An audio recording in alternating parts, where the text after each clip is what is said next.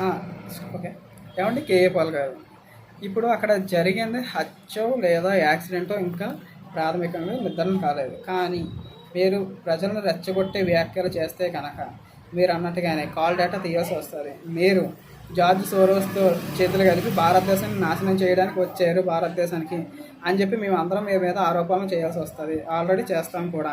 మీరు ఎందుకంటే లేనికొని సృష్టించి క్రైస్తవులకి హిందువులకి మధ్య గొడవలు పెట్టాలని మీరు చూస్తే కనుక తీవ్రమైన పరిణామాలు ఎదుర్కోవాల్సి ఉంటుంది. దయచేసి క్రైస్తవుల్ని తప్పుదోవ పట్టించడానికి ప్రయత్నించద్దు. అక్కడ ఇంకా పోస్ట్మార్టం రిపోర్ట్ అనేది రాలేదు. ఈరోజు సాయంత్రానికి వస్తుంది పోస్ట్మార్టం రిపోర్టు.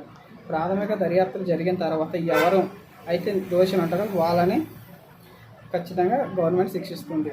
మీరు లేనిపోని వ్యాఖ్యలు చేసి హిందూ క్రైస్తవుల మధ్య ముస్లింల మధ్య మీరు తగాదాలు పెట్టి మణిపూర్ ఘటన మన రాజమండ్రిలో తీసుకురావాలని చూస్తే కనుక మిమ్మల్ని రాజమండ్రి దేశ బహిష్కరణ చేయాల్సి ఉంటుంది. మీరు మర్చిపోవద్దు. జై హింద్. భారత్ మాతకు జై. జై హింద్.